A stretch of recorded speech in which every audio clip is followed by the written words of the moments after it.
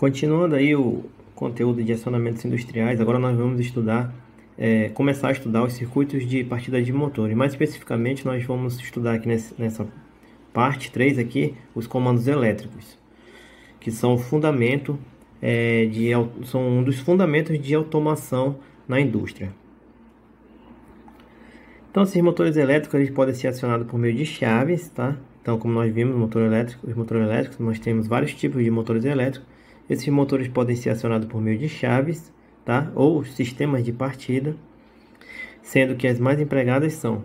Então, nós temos aí as mais empregadas, a partida direta, tá? Ou reversora, tá certo? Partida direta ou reversora.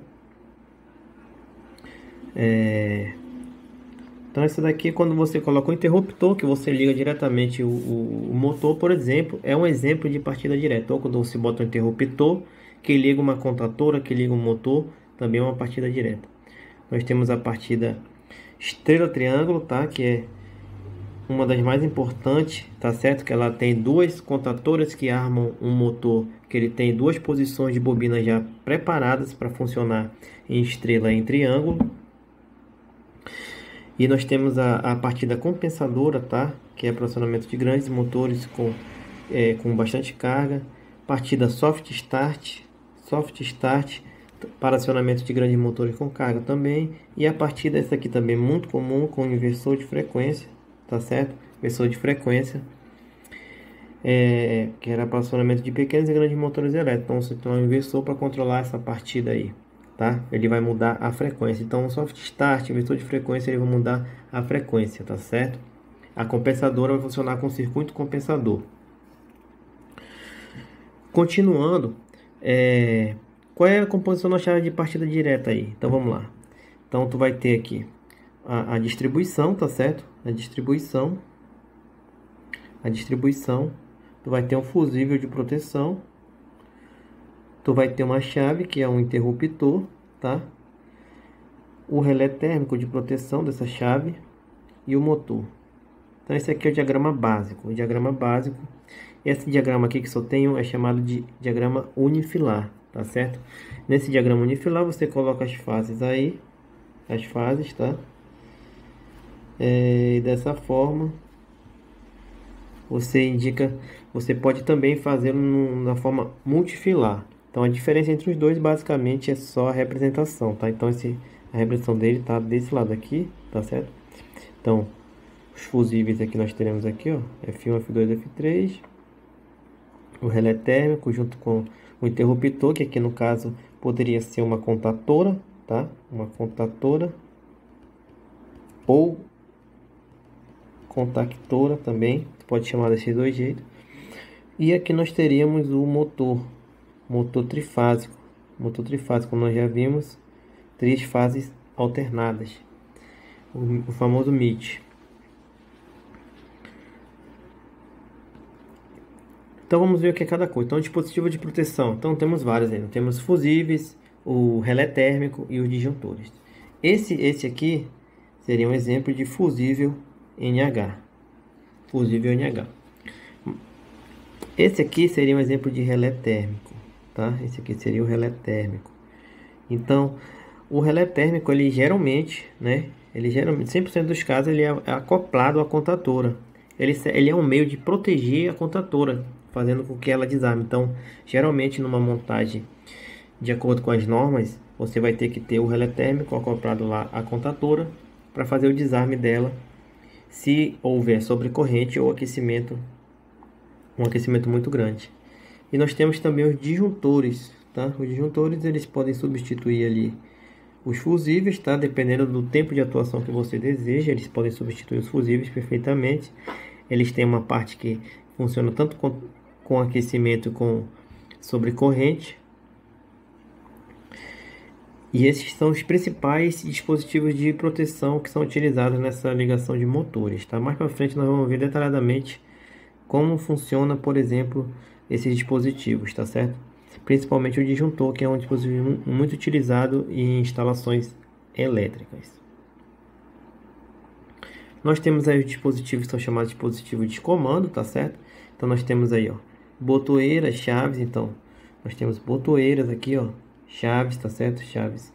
Então esse dispositivo serve para comandar, serve para você dar um comando, você acionar, você controlar, você dizer se liga, se desliga, tá? As contatoras, então observe que nós temos aqui um conjunto de contator mais contator auxiliar, que é essa daqui que já está encaixado nela. Então contator principal mais auxiliar.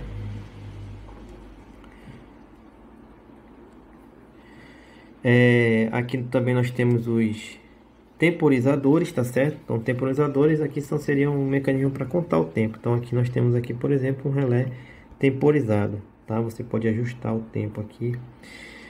Vamos já ver como ele funciona também. Dispositivos de sinalização e medição. Então nós temos basicamente aí voltímetros, amperímetros, sinalizadores, etc, né? Então observe aqui, eu tenho um exemplo de um dispositivo de medição 6 em 1, tá? Que ele mede fator de potência, voltagem, tempo de trabalho, amperagem, energia e potência em watts. Esse dispositivo ele pode ser colocado em painéis DIN. Então, o que são painéis DIN? DIN são aqueles painéis que tem aquela régua de metal, tá? Aquela régua de metal, onde você vai acoplando disjuntores, vai acoplando mostradores, botoeiras, etc, tá certo? Então, todos os comandos elétricos, pela norma, eles devem ser montados em painéis DIN, tá? Para facilitar tanto a montagem como a apresentação do seu projeto, etc.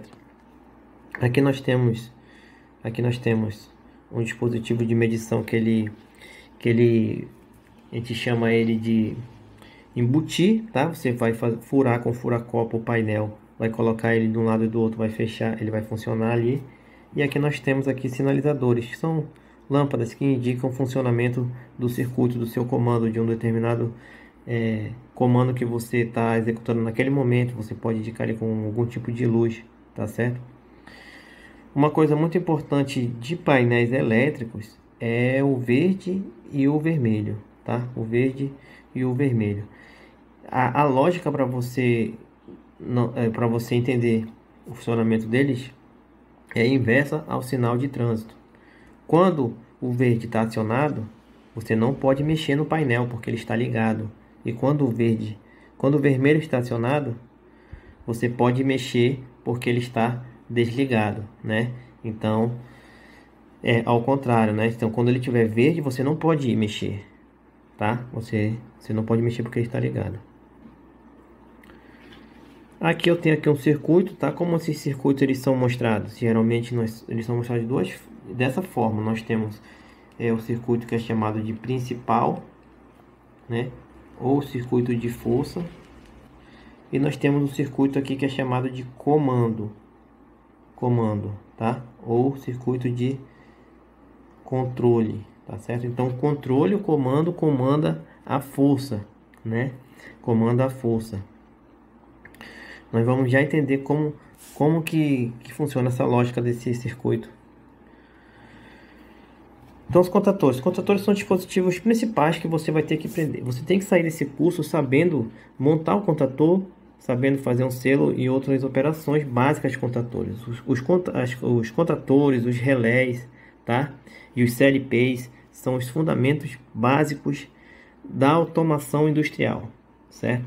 Então você tem que sair sabendo isso aqui. Você tem que saber sabendo instalações elétricas e esses outros mecanismos. Então, eles são dispositivos eletromecânicos. Geralmente, eles são dispositivos eletromecânicos, tá certo? Ou seja, eles têm uma parte que é mecânica que vai fazer um acionamento elétrico. O mais comum é o eletromagnético, tá? O mais comum é o eletromagnético.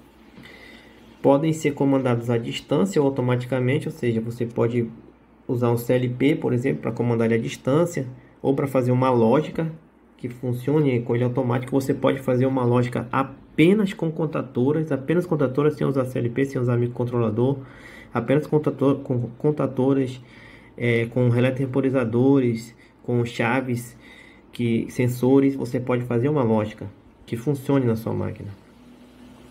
E uma coisa interessante é que os contatos eles possuem uma única posição de repouso, tá? Então o contato ele pode ser tanto NA como NF, tá certo?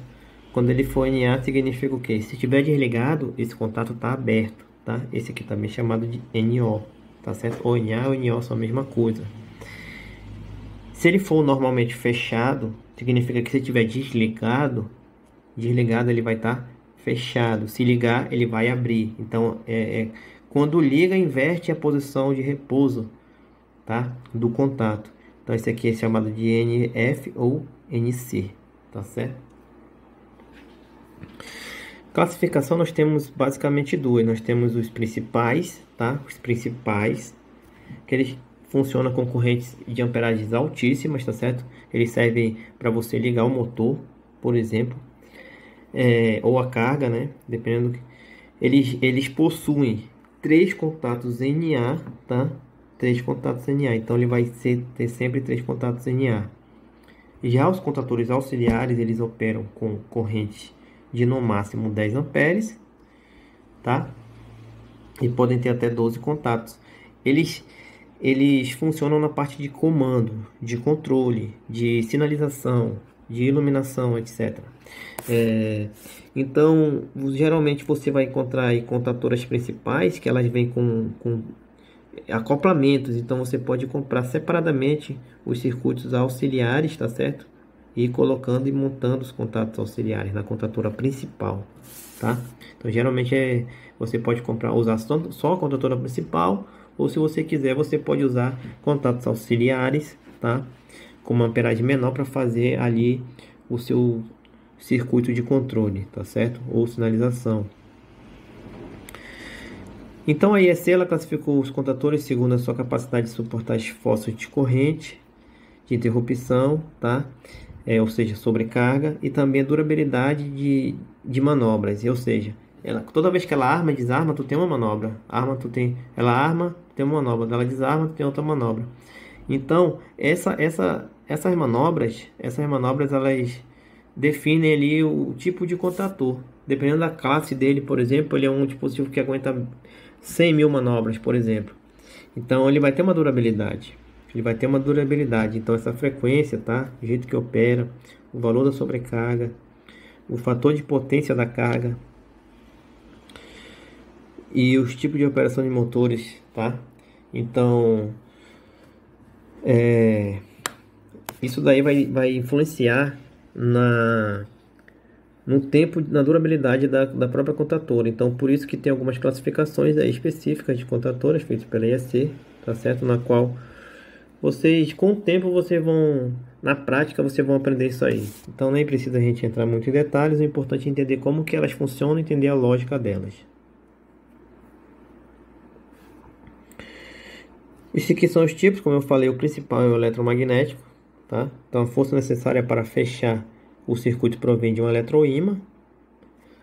Nós temos também aí os pneumáticos, ou seja, para efetuar a ligação ali, tu vai ter um sistema pneumático, tá certo? E os eletropneumáticos, aqui nós temos aí uma eletroválvula que fecha o sistema pneumático que vai fechar o contato, tá?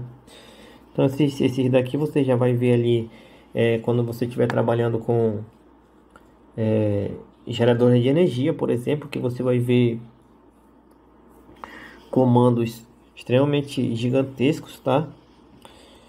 Nos quais você pode ter até, inclusive, sempre você vai ter um negócio redundante, que você vai ter pneumáticos e eletromagnéticos funcionando ali ao mesmo tempo para garantir que realmente não tenha nenhum problema.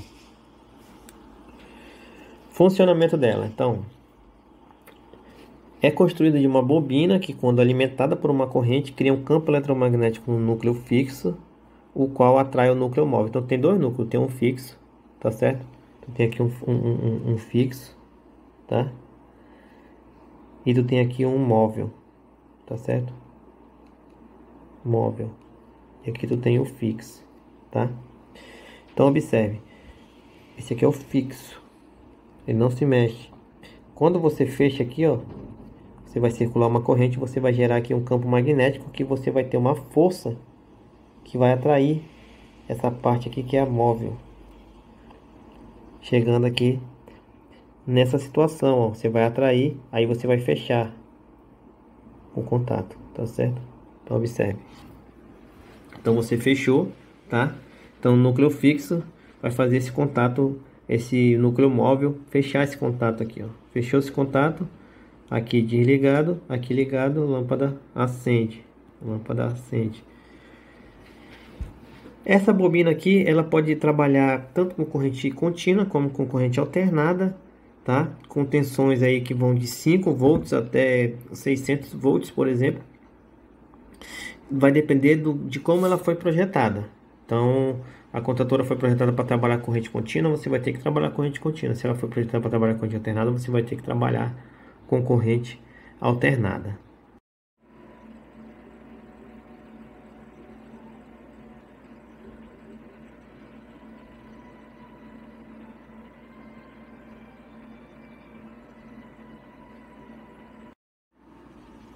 Essa daqui é uma vista mais próxima aí do que é a contatora mesmo, tá? Nós temos aí a bobina, tá certo? Essa aqui é a bobina. Bobina fixa, né? Nós temos aí mais molas, tá? Então nós temos aí o sistema de mola, tá certo? Para manter o sistema em repouso do jeito que você quer, CNF, CNA. E nós temos aqui os contatos móveis. Então os contatos móveis, tá certo? Então os contatos móveis, tá? Esse amarelinho aqui é chamado de um núcleo fixo.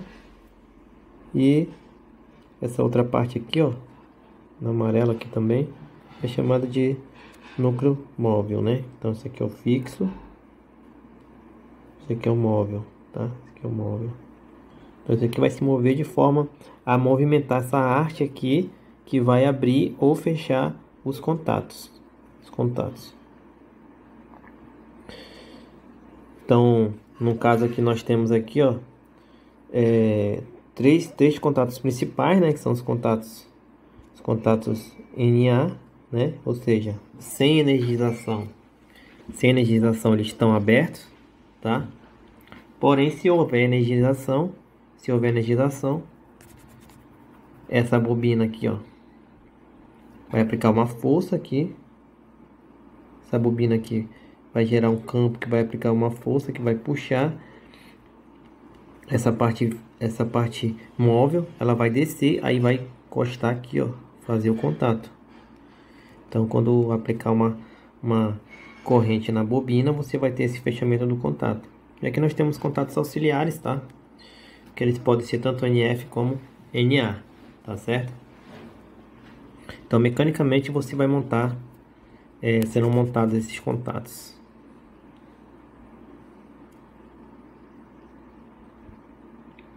Aqui outra vista também, tá? Como vocês podem ver, essa aqui é bem mais próxima aí do que é realmente uma contatora. Então aqui nós temos aqui a parte fixa. Aqui a bobina, né? Então aqui a bobina, tá certo? Então imagine um fio rodando aí. Você vai mandar aqui o sinal de controle, tá?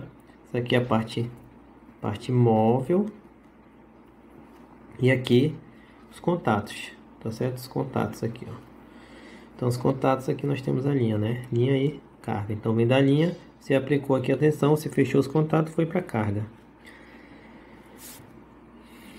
Então aqui é um exemplo dela aberta, né? Então aqui ela aberta, aqui quando passa a corrente, você vê aqui, ó, que a mola é fechada, tá certo?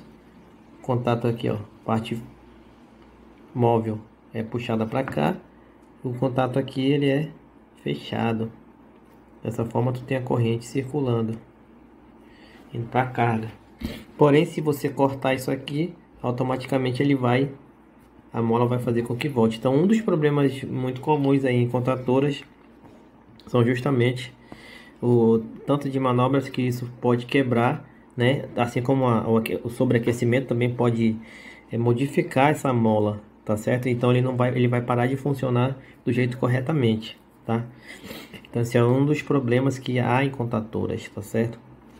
Inclusive dá para trocar essa mola também. Existem muitos eletricistas aí que trocam essa mola.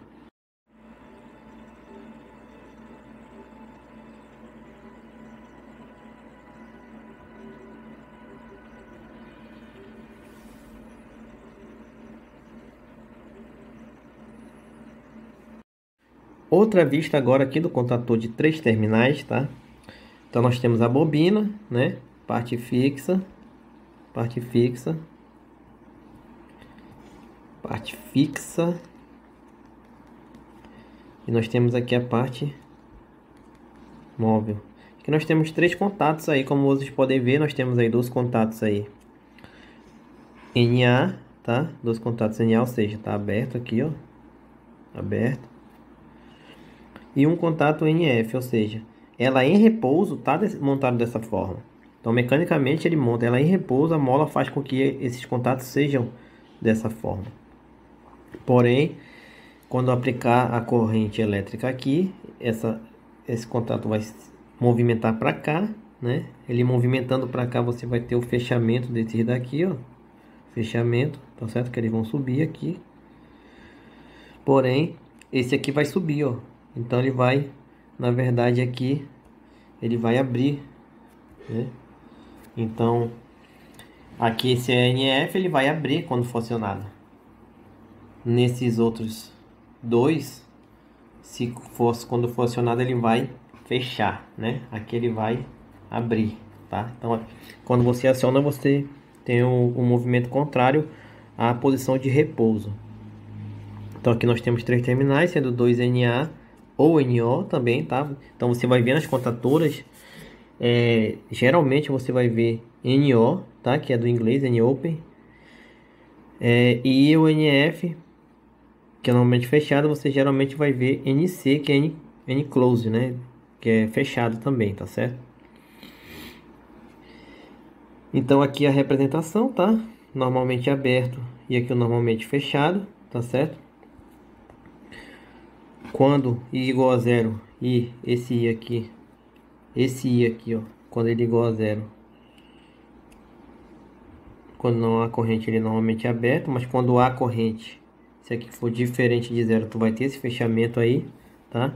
E a normalmente fechada, ela funciona do jeito inverso, tá certo? Algumas vantagens do emprego de contatores. Então nós temos aí comando à distância, tá? Então você pode ter tanto comando à distância como um comando automático que dependa de uma lógica que você vai fazer ali com comandos ou utilizando PLC, tá? Ele pode ter muitas manobras, então é um elevado número de manobras, tá? Da ordem de milhares, algumas da ordem de milhares, tá? Grande vida útil mecânica. Claro, desde que ele não esteja sempre trabalhando com uma sobrecorrente, tenha sobrecarga térmica. A garantia de contato imediato, então quando você aplica a corrente na bobina, ela vai fazer esse contato. E ela pode operar aqui uma tensão nominal de 85 a 110% da tensão prevista, tá certo? Então o contator lá pode operar com uma tensão maior do que a que está lá escrita e funciona normalmente, tá? Até 110%. Algumas outras características nós temos aí. Ligação rápida e segura do motor. Por quê? Porque você separa o comando da carga. Você aplica uma corrente pequena no comando. Isso daí, eletromecanicamente, você vai fechar uma grande corrente na carga, tá? Que é justamente o controle da alta corrente por meio da baixa corrente, né? Ou seja, aumenta a segurança. Comando local à distância, né? Então, como já falei, pode ser tanto local com uma lógica ou à distância através de microcontroladores, PLC, etc. Fazer ali um sistema de controle. Possibilidade de construir vários tipos de chaves de partida. Então, você pode fazer infinitas lógicas com os comandos, tá certo? Proporciona a proteção efetiva do operador, porque vai trabalhar em baixa corrente, tá? Garantia de desligamento do motor em caso de sobrecarga. Então, isso aqui, quem vai fazer isso aqui, na verdade, é o relé térmico, tá? É o relé térmico. Possibilidade de simplificação do sistema de operações e supervisão de uma instalação, tá? Então, você pode simplificar a quantidade de operações humanas ali em um determinado sistema, fazendo uma lógica de aplicação desses comandos elétricos.